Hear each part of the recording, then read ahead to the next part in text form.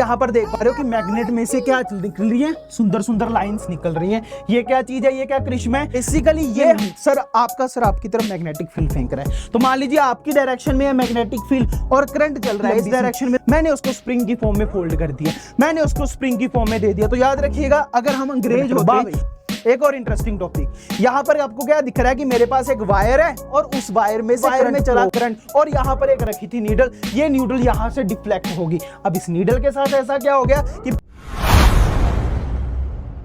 Hello gravity gang, क्या हाल चाल? आप सबका स्वागत है ब्रेन गेन बाय अनअकैडमी पे 15 मिनट क्विक रिवीजन सीरीज का एक और इंटरेस्टिंग चैप्टर का नाम है magnetic effects of electric current. आपके लिए हम लेके आए हैं। इस सीरीज में हम क्विकली रिवाइज करेंगे magnetic effect of electric current के सारे टॉपिक्स को, इंटरेस्टिंग टॉपिक्स को, इंपॉर्टेंट टॉपिक्स को हम आज की इस वीडियो में रिवाइज करेंगे। तो फिजिक्स का खत्म करेंगे डर आपके टीटी सर। तो आज के टॉपिक्स जो हमारे हैं वो आप यहां पर देख सकते हो। और एस्टेड एक्सपेरिमेंट को हम पढ़ेंगे। भाई हम पढ़ेंगे मैग्नेटिक फील्ड और लाइंस क्या होती हैं। Sir magnetic field due to current carrying conductor क्या होता है, राइट हैंड थंब रूल क्या होता है, magnetic field due to circular loop solenoid force due to current carrying conductor and finally domestic circuit. तो आज की वीडियो काफी ज्यादा इंटरेस्टिंग होने जा रही है। तो क्या आप रेडी हो आज एक बार फिर से मेरे साथ फिजिक्स में डूबने को? क्योंकि अगर आप आज इन कंसेप्ट्स में डूब गए तो बिलीव मी,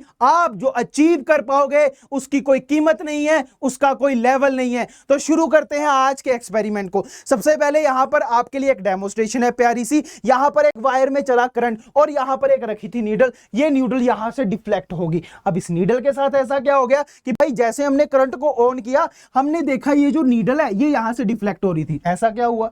दूसरे के ऊपर आओ। यहां पर हमने क्या किया, एक वायर है उसमें से करंट को पास करवाया। हमने क्या देखा, यहां पर मेरे पास एक वायर है, इसमें से ना मैंने यहां से करंट को पास करवाया और इसके इर्द गिर्द आयरन की फीलिंग्स थी। थोड़ी देर बाद वो उन्होंने खुद को रीअरेंज करना शुरू कर दिया और वो कौन सी फॉर्म में आ गए? In the form of concentric circle. ये दो एक्सपेरिमेंट से हमें समझ आया कि जो इलेक्ट्रिक करंट है उसके बीच में एक करैक्टर होता है, जो करैक्टर होता है मैग्नेटिक। क्यों? क्योंकि यहां पर दोनों बिहेवियर उसने एज अ मैग्नेट।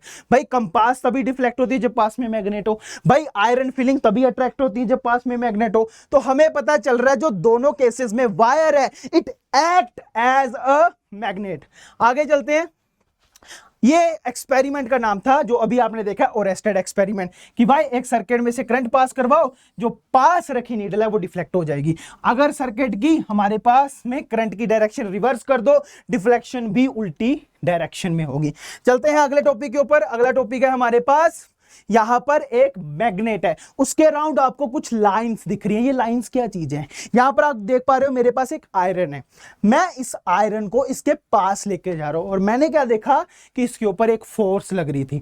और मैंने क्या देखा, जैसे मैं इस ब्लू रीजन से इसको बाहर लेके जाता हूं ये फोर्स खत्म हो जाती है। नॉर्मल सी बात है। क्यों? क्योंकि मैग्नेट के अराउंड एक ऐसा डिस्टेंस होता है जहां तक उसका इफेक्ट फेल्ट होता है और उस डिस्टेंस का नाम है मैग्नेटिक फील्ड। एक ऐसा डिस्टेंस जो किसके अराउंड होता है? मैग्नेट के अराउंड। जहां तक उसका इफेक्ट फेल्ट होता है उससे बाहर जाएं तो उसका इफेक्ट क्या हो जाता है? खत्म। जैसे ये मान लीजिए ये ग्रीन लाइन है, ये इसका हमारे पास क्या है? फील्ड है। तो हमने क्या देखा कि जैसे मैं इस कंपास को इसके बीच में लेके आता हूं तो फोर्स लग रही है, इससे बाहर जाऊं तो फोर्स लगना क्या हो गई? बंद। क्योंकि भाई इसकी ये फील्ड है। तो मैग्नेटिक फील्ड एक ऐसा डिस्टेंस होता है मैग्नेट के अराउंड जहां तक उसका इफेक्ट फेल्ट होता है। तो बेसिकली ये कौन सी मैग्नेट होती है हमारे पास? बार मैग्नेट होती है। क्योंकि कौन सी शेप में है? बार बन शेप की है भाई, बार शेप की है, तो नाम क्या पड़ गया इसका? Bar magnet. तो ये आगे चलते हैं हम। अगला जो टॉपिक है हमारे पास, अगला टॉपिक है, आप यहां पर देख पा रहे हो कि मैग्नेट में से क्या निकल रही है, सुंदर सुंदर लाइंस निकल रही हैं। ये क्या चीज है, ये क्या कृष्ण है? बेसिकली ये हमारे पास होती हैं लाइंस जो मैग्नेट से निकलती हैं। तो नाम इसका पड़ जाता है मैग्नेटिक फील्ड लाइन। मैग्नेट से निकलने वाली लाइंस मैग्नेटिक फील्ड लाइंस। अब ये हमें क्या बताती है? ये हमें बताती है कि जो मैग्नेट का इफेक्ट है वो किस पैटर्न में चलता है, वो किस चीज को फॉलो करता है, वो कौन सी डायरेक्शन को फॉलो करता है। तो मैग्नेटिक फील्ड लाइंस ऐसी लाइंस होती हैं जो एक पाथ यानी कि एक रास्ता बताती हैं कि मैग्नेट किसी दूसरी चीज के ऊपर किस हिसाब से क्या लगाएगा? फोर्स लगाएगा। तो यहां पर आप देख सकते हो हमारे पास इसको कौन सी लाइन बोलते हैं हम? मैग्नेटिक फील्ड लाइंस, जो स्टार्ट होती है नॉर्थ से और एंड कहां पे होती है? साउथ में। Start from north end end at south. चलते हैं अगले पार्ट के ऊपर। अगला पार्ट जो है हमारा वो है मैग्नेटिक फील्ड लाइंस, अभी आपने देखी हैं। तो बेसिकली इन्होंने क्या देखा कि जब भी मैं एक मैग्नेट को क्या करता हूं, आयरन फीलिंग्स में रखता हूं, तो इन्होंने क्या देखा, जो आयरन फीलिंग्स है इसके अराउंड की, वो खुद को रीअरेंज करना स्टार्ट कर देती हैं और रीअरेंज करके कुछ ऐसी शेप्स बना लेती हैं, जिससे हमें पता चला कि मैग्नेटिक फील्ड लाइंस कुछ इस डायरेक्शन में निकलना शुरू होती हैं। चलते हैं भाई आगे, इसके आगे चलते हैं। इसके आगे हमारे पास क्या है? इसके आगे हमारे पास क्या है? प्रॉपर्टीज। सबसे पहली प्रॉपर्टी में वेक्टर क्वांटिटी है। आउटसाइड अगर देखें तो कहां से कहां जाती है? ये नॉर्थ से साउथ। इनसाइड देखें तो साउथ से नॉर्थ। भाई क्लोज लूप बनाती है, क्यों? क्योंकि जाएगी कहां से कहां? नॉर्थ से साउथ, और वापिस साउथ से किधर आएगी? नॉर्थ। साथ ही साथ नेवर इंटरसेक्ट ईच अदर, एक दूसरे को इंटरसेक्ट नहीं करती। क्यों? क्योंकि अगर ये एक दूसरे को क्या कर दे? इंटरसेक्ट, तो एक ही पॉइंट के ऊपर दो डायरेक्शन है, क्या पॉसिबल है? कंपास एक ही टाइम पे दो अलग अलग डिफ्लेक्शन है, पॉसिबल नहीं है। तो ये थी हमारे पास मैग्नेटिक फील्ड लाइंस की इंपॉर्टेंट प्रॉपर्टीज। आज दिन शायराना। तो यहां पर हमारे पास क्या है कि यहां पर हम क्या देख रहे हैं? स्ट्रेंथ देख रहे हैं। स्ट्रेंथ में हमारे पास क्या है कि एक बार मैग्नेट, आपको पता है नॉर्थ पोल और ये साउथ पोल, तो सबसे ज्यादा स्ट्रेंथ कहां पर होगी? सबसे ज्यादा खिंचाव कहां पर लगेगा? सबसे ज्यादा खिंचाव लगेगा इन दो पोल्स के ऊपर, क्योंकि यहां पर हमारे पास क्या है? सबसे ज्यादा डेंसिटी है, सबसे ज्यादा क्लोजनेस है। तो सबसे ज्यादा इफेक्ट इन दो जगह पे, इन जगह पे सबसे ज्यादा क्या होगा? सबसे कम क्या होगा? इन जगह के ऊपर इफेक्ट, और सबसे ज्यादा इन दो जगह के ऊपर। चलिए शुरू करते हैं आगे। आगे भाई एक इंटरेस्टिंग डायग्राम है, और डायग्राम में हमें क्या पता चल रहा है? Magnetic field lines due to current carrying conductor. वाह भाई, एक और इंटरेस्टिंग टॉपिक। यहां पर आपको क्या दिख रहा है कि मेरे पास एक वायर है और उस वायर में से करंट फ्लो हो रहा है, बहुत इंटरेस्टिंग वे से करंट फ्लो हो रहा है। और यहां पर मैं क्या देख रहा हूं? छोटे छोटे छोटे सर्कल्स बन रहे हैं वायर के राउंड। अब ये क्या चीज है भाई? ये कैसे बन गए? तो यहां पर एक चीज देखो, मैंने यहां पर ना कंपास रखी हुई है, ये कंपास, और अगर इसकी नीडल को आप ध्यान से देखो, इसकी नीडल डिफ्लेक्ट हो रही है। अगेन क्यों? क्योंकि जो वायर है उसमें क्या चल रहा है? करंट। और जब वायर में करंट चलता है तो उसके कारण क्या बनता है? Magnetic field. तो ये सारा किसका इफेक्ट है? मैग्नेटिक फील्ड का। तो याद रखिएगा, जब भी वायर में से करंट फ्लो होगा उसके अराउंड क्या बनता है? Magnetic field. तो ये मैग्नेटिक फील्ड के कारण यहां पर हमें डिफ्लेक्शन दिखाई दे रही है। तो मैग्नेटिक फील्ड लाइंस कैसे निकलेंगी? एक वायर में से मैग्नेटिक फील्ड लाइंस कैसे निकलेंगी, वो देखना, वो समझना काफी ज्यादा जरूरी है। तो चलते हैं आगे। अब यहां पर हम बाय कन्वेंशन एक चीज लेके चलते हैं कि अगर मान लीजिए यहां पर मेरे पास एक बैटरी है, ठीक है, और यहां पर मैंने क्या किया है? करंट को फ्लो करवाया, लेट्स से। तो अब यहां पर एक क्लोज लूप है। अब मान लीजिए अगर मेरे पास दो केस लेके चलता हूं, एक क्लॉकवाइज और एक एंटी क्लॉकवाइज। पहले मान लीजिए करंट चल रहा है क्लॉकवाइज, तो ये कुछ ऐसे चलेगा। मैं इसको कंबाइन कर दूं तो ये बन गया एस एस, तो ये बन गया एस। तो एस फॉर कौन सा पोल? South pole. तो याद रखिएगा, बाय कन्वेंशन हम मान के चलते हैं अगर करंट है क्लॉकवाइज तो उसके कारण जो पोल बनेगा वो कौन सा पोल होगा? South pole. आगे इसका उल्टा चलते हैं। मान लीजिए यही हमारे पास कैसे चल रहा है? As anti clockwise. तो एंटी क्लॉकवाइज कुछ ऐसे होगा भाई, कर दो इसको रीअरेंज। तो यहां पर ये क्या बन रहा है? एन, एन मने नॉर्थ पोल। तो यहां से हमें क्या पता चल रहा है? अगर करंट चल रहा है कैसे? क्लॉकवाइज, तो जो पोल बनेगा वो साउथ, और अगर चलता है एंटी क्लॉकवाइज तो जो पोल बनेगा वो कौन सा बनेगा? नॉर्थ। आगे चलते हैं जी। आगे आ गया ड्यू टू स्ट्रेट कंडक्टर। मान लीजिए कंडक्टर मेरे पास स्ट्रेट है, उसके अराउंड मैग्नेटिक फील्ड कैसे बनेगा ये समझना जरूरी है। तो यहां पर अगेन वही एक्सपेरिमेंट है जिसमें उन्होंने क्या बताया हमारे पास कि एक वायर में से आप करंट को क्या करवाओ? पास। एक वायर में से करंट को क्या करवाओ? पास। उसके अराउंड की जो आयरन फीलिंग है वो एक दूसरे के around as a concentric circle आना शुरू हो जाएंगी, जो कि आप यहां पर देख पा रहे हो। भाई यहां पर एक वायर के राउंड क्या बन रहे हैं? Concentric circle. तो अगर एक स्ट्रेट वायर में से करंट जाए तो उसके राउंड जो मैग्नेटिक फील्ड बनता है वो कैसे बनता है? As concentric circle. ठीक है, तो ये आपने याद रखना है। और याद रखिएगा, जितना हम पास जाएंगे उतना ही ज्यादा इफेक्ट होगा, जितना हम दूर जाएंगे उतना ही कम क्या हो जाएगा? इसका इफेक्ट हो जाएगा। आगे चलते हैं। Right hand thumb rule. भाई अब ये समझना जरूरी है, पिछले केस में हमने समझ लिया क्लॉकवाइज है तो साउथ पोल, एंटी क्लॉकवाइज है तो नॉर्थ पोल, लेकिन स्ट्रेट वायर में भैया क्या होगा? भैया अभी बताएंगे। तो यहां पर मान लीजिए ये मेरे पास वायर है, इसमें करंट जा रहा है ऊपर की तरफ। भाई थंब अपना ऊपर की तरफ रख दो, समझ गए? थंब अपना ऊपर की तरफ रख लो और जैसे आप थंब ऐसे रखोगे तो ये कर्ल ऐसे आ रहा है। ये देखिए, ये आपने थंब रखा, ये कर्ल ऐसे आ रहा है, और ये थंब ऐसे रखो तो कर्ल ऐसे आ रहा है। तो जब ऊपर तो कर्ल ऐसे, जब नीचे तो कर्ल ऐसे। अब हमें समझ आया कि इसकी हेल्प से हम क्या देख सकते हैं, मैग्नेटिक फील्ड की डायरेक्शन। तो मान लीजिए अगर करंट ऊपर गया है ऐसे थंब, तो ये आप करके देखिए मेरे साथ, यहां पर क्या बन रहा है, क्लॉक वाइज। तो याद रखिएगा जब भी क्लॉक वाइज बनता है तो कौन सा पोल, साउथ पोल, और जब नीचे जा रहा है करंट तो एंटी क्लॉक वाइज, तो कौन सा पोल, नॉर्थ पोल। करंट गया ऊपर मिला साउथ पोल, करंट गया नीचे मिला नॉर्थ पोल। तो ये सिंपल सी हमारे पास क्या था, राइट हैंड थंब रूल, जिसमें आप क्या कर लो, वायर्स के अराउंड कर्ल बना लो, तो उससे आपको पता चल जाएगा कौन सा हमारे पास होगा, नॉर्थ पोल या साउथ पोल होगा। आगे चलते हैं सर। आगे मेरे पास यहां पर क्या है, दो वायर्स हैं, एक वायर ये, एक वायर ये। अब ये दो वायर्स में करंट चल रहा है, क्या ये अट्रैक्ट होंगी, क्या ये रिपेल होंगी? ये दोनों चीजें किस चीज के ऊपर डिपेंड है, इसी को समझना अब जरूरी है। मान लीजिए मेरे पास दो वायर्स हैं, इसमें क्या हो रहा है, इसमें भी करंट चल रहा है आई ऊपर, इसमें भी करंट चल रहा है आई ऊपर। करंट चल रहा है ऊपर, थंब रखो ऊपर, क्लॉकवाइज। कौन सा पोल, साउथ पोल। कौन सा पोल आ रहा है यहां पे, साउथ पोल। दूसरे में क्या है, ऊपर जा रहा है, तो फिर कौन सा पोल आएगा, साउथ। सर ये भी साउथ, ये भी साउथ, रिपेल्शन होगी। यहां पर क्या होगी, अगर सेम पोल है तो वो एक दूसरे को रिपेल करेंगे, तो यहां पर क्या होगी हमारे पास, रिपल्शन। लेकिन यही अगर एक में हमारे पास डायरेक्शन जो करंट की है वो हम नीचे कर दें, तो यहां साउथ तो वहां नॉर्थ, तो भाई एक दूसरे के पास पास आएंगे, ये दोनों वायर्स एक दूसरे की तरफ खींची चली आएंगी। तो यहां पर हमें समझ आ गया, डायरेक्शन सेम तो रिपल्शन, डायरेक्शन ऑपोजिट तो अट्रैक्शन। भाई भाई बहुत इंटरेस्टिंग लेक्चर हो रहा है आज का। जल्दी चलते हैं, magnetic field due to circular loop. मान लीजिए मेरे पास एक सीधी वायर है, सीधी नहीं रहने दी, उसको कर दिया मैंने गोल, तो क्या बन गया, सर्कुलर लूप। अब सर्कुलर लूप में कैसे मैग्नेटिक फील्ड आएगा वो समझना जरूरी है। मान लीजिए ये वायर है, यहां पर पॉइंट में कंसेंट्रिक सर्कल कुछ ऐसे बनेंगे, बना दो, यहां पर भी ऐसे बनेंगे, done done done done done done. तो यहां पर हमारे पास क्या हो रहा है, आप देखो कंसेंट्रिक सर्कल कुछ ऐसे बन रहे हैं, बहुत सही बहुत सही। तो यहां पर आप देख पा रहे हो सभी की डायरेक्शन इधर है, तो अगर मैं बीच में से लाइन लगाऊं तो ऐसा ही कुछ हो रहा है ना, यहां पर डायरेक्शन इधर से इधर आ रही है, तो आपको पता है इनसाइड साउथ से किधर होती है, नॉर्थ। तो इसके इतने इतने में कौन सा पोल आ जाएगा, नॉर्थ पोल, और इतने इतने में साउथ। तो ये इसका फर्निश डायग्राम इधर है, आप देख सकते हो, क्योंकि आपके सर की ड्राइंग बहुत अच्छी है, लेकिन एक उससे भी अच्छी डायग्राम यहां पर है। कमेंट सेक्शन में वैसे बताओ दोनों में से अच्छी कौन सी है, ए वाली ज्यादा अच्छी है या बी वाली, कमेंट सेक्शन में बताना जरूर। अब यहां पर एक चीज देखिए, यहां पर क्या हुआ है, अगर सर्कुलर लूप में भी करंट चल रहा है तो उसमें कंसेंट्रिक सर्कल बनते हैं, और फाइनली दो रीजन उसमें डिवाइड हो जाते हैं, जिसमें एक नॉर्थ पोल और एक साउथ पोल।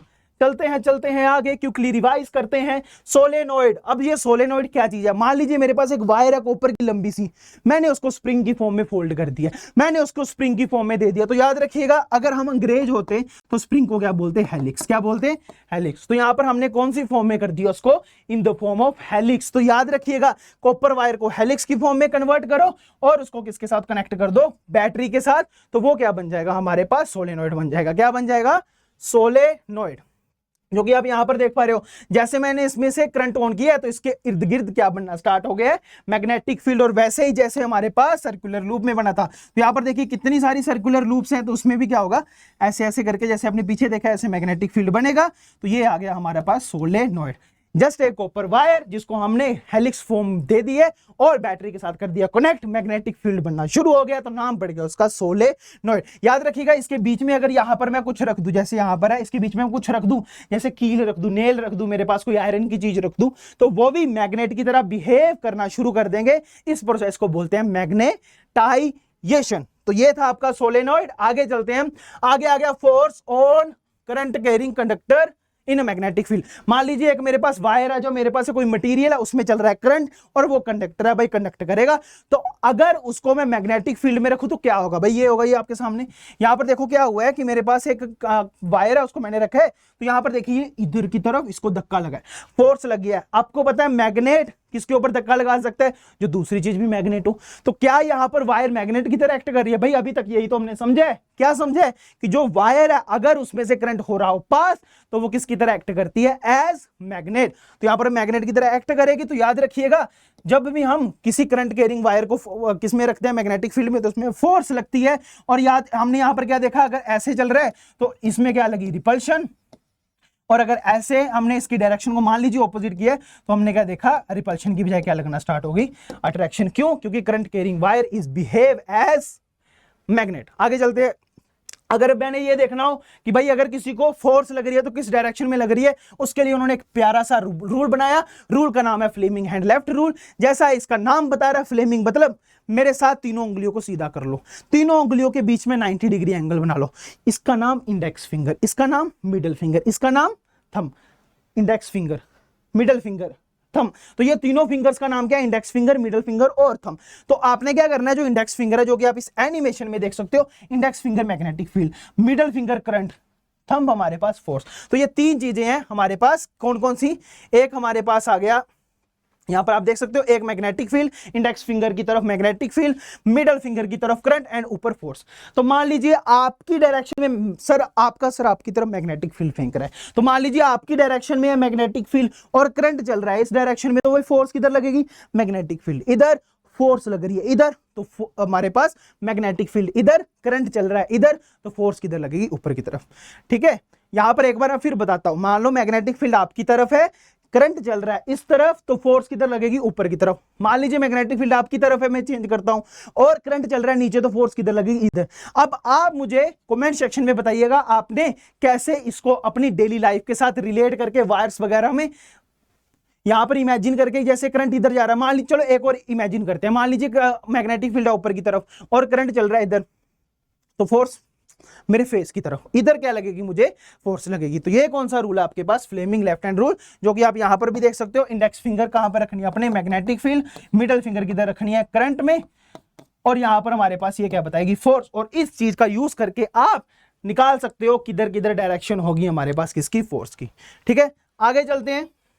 आगे आ गया हमारे पास डोमेस्टिक वोल्टेज। नाम ही इसका सजेस्ट कर रहा है ये हमारे घरों के लिए। उसके पहले आपको थोड़ा सफर तय करना पड़ेगा। सबसे पहले हमारे पास इलेक्ट्रिसिटी बनती है जनरेटर में, जो होती है लगभग 11 किलो वोल्ट की, 11,000 वोल्ट की।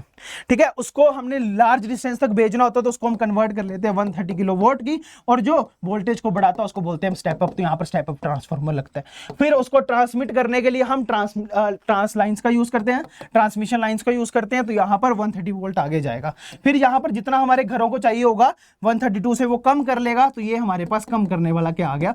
Step down transformer. उसके बाद हमने क्या लगाया होता है यहाँ पर? फ्यूज वायर, कि भाई अगर इलेक्ट्रिसिटी ज्यादा आ जाए तो हमारे घरों में ज्यादा इफेक्ट ना हो। फिर डायरेक्ट कंबाइन होता है हमारे पास किसके साथ? मीटर के साथ, जो रीड करता है कि भाई आपने कितनी बिजली फूकी है या कितनी बिजली यूज की है।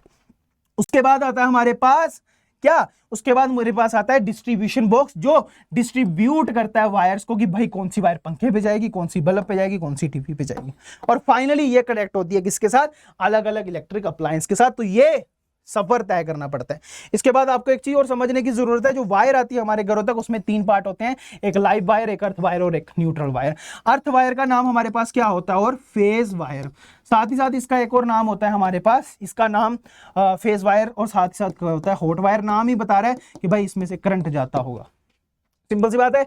न्यूट्रल वायर वो वायर है जिसमें से करंट वापस आता है, जिसमें करंट पहले तो नहीं होता, लेकिन वहां पर इलेक्ट्रिक अप्लायंस से पास करने के बाद इसमें करंट ऐसे वापस आता है। समझ आ गई? तो ये आ गई न्यूट्रल वायर। और दूसरी होती है अर्थ वायर, ग्रीन कलर है, याद रखिएगा। रेड मतलब जिसमें करंट जाएगा, ब्लैक मतलब जिसमें से करंट आएगा, रेड मतलब हॉट वायर है तो फेज वायर है। न्यूट्रल वायर में क्या होगा? करंट वापस आएगा। अर्थ वायर ग्रीन कलर के, तो ग्रीन कलर जनरली हमारे पास अर्थ का होता है, तो इसको हमने अर्थ में दिया होता है, ताकि जो ओवर वोल्टेज, खतरनाक वोल्टेज है, उसको हम कहां पर दे दें?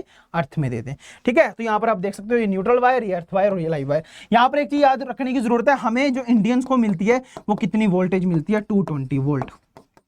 और यूएसए को कितनी मिलती है? 110 वोल्ट। भाई हम इंडियंस आ गए हैं, तो यहां पर हमारे पास कितने वोल्ट मिलती है? हमें 220 वोल्ट। और याद रखिएगा ये जो सॉकेट है ये 2 होते हैं हमारे पास, ऐसे आपने देखा होगा, ये होता है 5 एम्पेयर का और ये होता है 15 एम्पेयर का।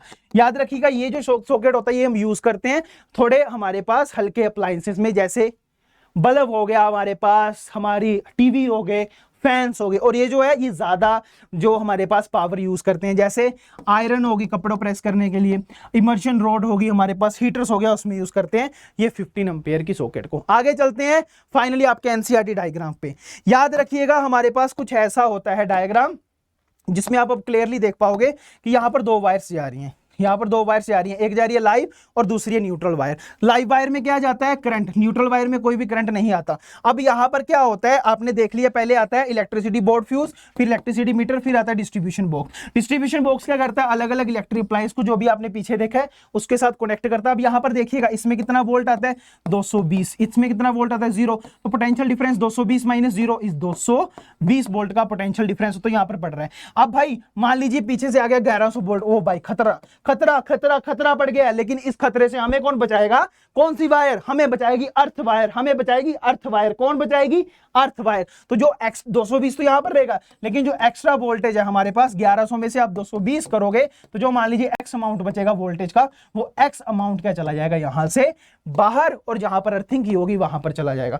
समझ आ गई, याद रखिएगा। तो यहां पर 220 गया, मान लीजिए इतना इसने यूज किया 40 वोल्ट, तो जो 220 माइनस 40 होगा वो न्यूट्रल वायर से क्या आ जाएगा बाहर। तो ये था हमारे पास डोमेस्टिक वोल्टेज का कंसेप्ट। ऐसे ही और इंटरेस्टिंग वीडियो आपके लिए आते रहेंगे। जल्द ही हम मैराथन स्टार्ट कर रहे हैं, वन शॉट सीरीज स्टार्ट कर रहे हैं, PYQ सीरीज स्टार्ट कर रहे हैं, मोस्ट कमिंग क्वेश्चन स्टार्ट कर रहे हैं, बड़ा ज्यादा कॉन्टेक्ट ऑन दी वे है। तो अगर आपने अभी तक सब्सक्राइब नहीं किया ब्रेन गेन अनअकैडमी को, तो अगर आपने अभी तक सब्सक्राइब नहीं किया ब्रेन गेन बाय अनअकैडमी को, तो प्लीज सब्सक्राइब करें भाई। हमारा टेलीग्राम एक प्यारा सा चैनल है जिसमें आप हमसे इंटरेक्ट कर सकते हो, वो बनाया भाई, जाओ सब्सक्राइब करो, पहुंचो वहां पे, हमसे इंटरेक्ट करो, इंपॉर्टेंट इंफॉर्मेशन लो, आपके नोट्स वहां पर पड़े हुए हैं। और साथ ही साथ जल्दी हम एक और न्यू वीडियो लेकर आ रहे हैं। तब तक प्लीज ये जो सब्सक्राइब बटन है इसको ऑल पे सिलेक्ट करो और कमेंट सेक्शन में बताओ किस किसने सब्सक्राइब कर लिया। मिलते हैं एक और नई वीडियो, एक और नई जोश के साथ। Take care.